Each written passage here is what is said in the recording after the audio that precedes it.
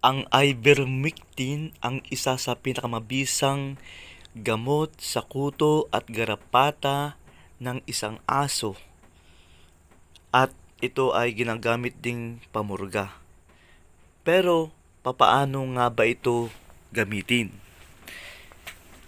Sa mga nagtatanong po, sa nauna ko pong video about sa gamot sa garapata at kuto ng mga aso, ito po ang aking sagot.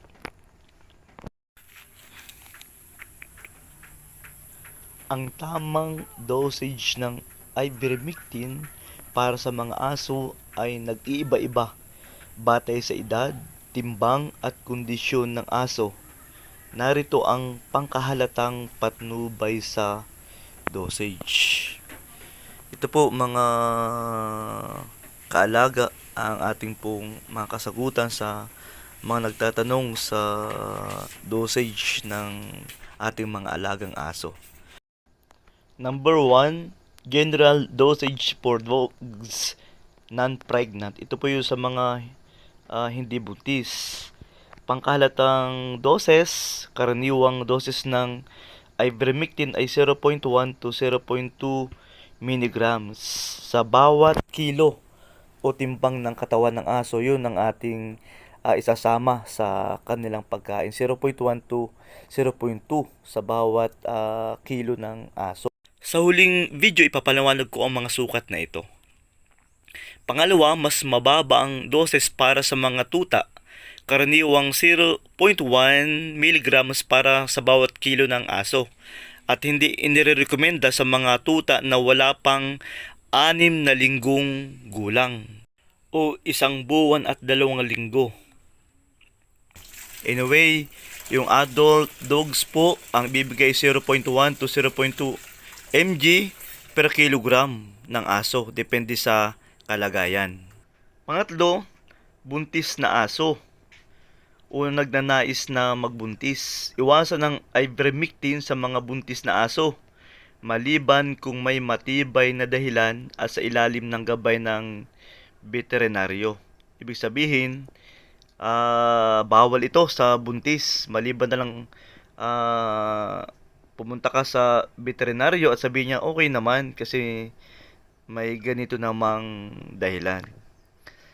Alalahanan natin na mas alam ng mga veterinaryo yung mga dapat gawin sa mga aso kasi iba't iba rin ang kalalagayan ng mga aso at ito ay kailangan nating alamin yung kalalagayan ng mga aso.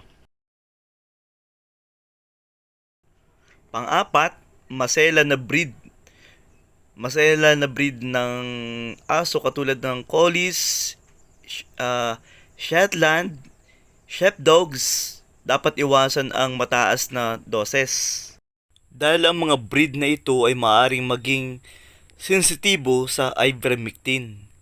Ang karaniwang inirekomendang doses ay mas mababa sa 0.1 mg per kilogram. Yan ay sa maseselan, sa masisilang breed. Katulad nga po nitong Colles, Shetland at Sheepdogs. Maseselan yan, Kaya ang nirekomenda sa kanila ay mas mababa pa sa 0.1 mg per kilogram. Mamaya po sasabihin ko kung ano yung mga mg na yan sa huling video na ito. Sasabihin ko po yan. Dapat tandaan, tayo kumonsulta sa veterinaryo bago magbigay ng ivermectin, lalo na kung ang aso ay buntis o may special na kondisyon. Ito po ay yung mga maseselan, okay, mga buntis.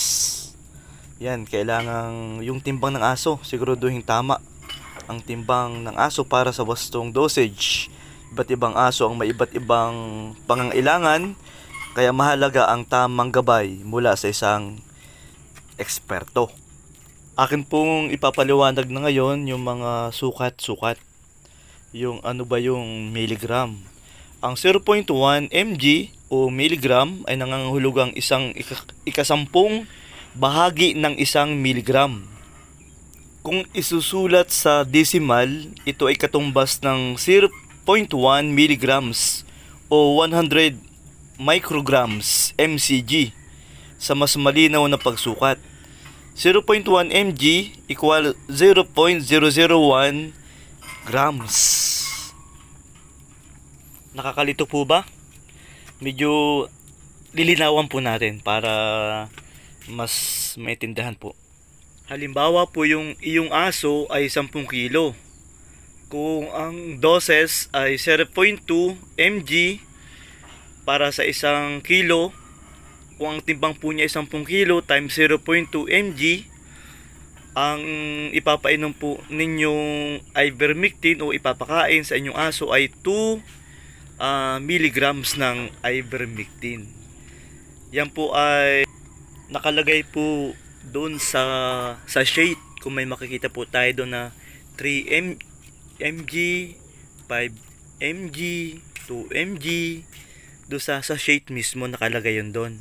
Halimbawa, kung ang iyong aso ay 5 kilo ang timbang, yan, itatimes mo lang yon sa 0.2 mg per kilogram. Ibig sabihin, kung 5 kilo ang ipapakain mo o sasama sa pagkain ay 1 mg lamang. Yan ay pwede mong kalkulahin na lang, yung kaunti-kaunti lang talaga. Pero maganda, timbangin mo yung aso at huwag kakalimutan kumonsulta sa veterinaryo. Naunawaan na po ba ng lahat? Malinaw na po? Ang presyo po naman ng ivermectin ayon po dito sa Lazada na nakita ko ay 40 pesos. Siya po ay free shipping. Siya po ay 5 grams na po. Kaya murang-mura lamang po ito. Hanggang dito na lamang po. Nawa po ay nakatulong po ang video na ito sa inyo. At lagi po nating ipinapaalala na alagaan po natin ang ating mga aso. Meron pong mas murang gamot. Isa na nga po itong ivermectin Metrobet. Paalam po. God bless you.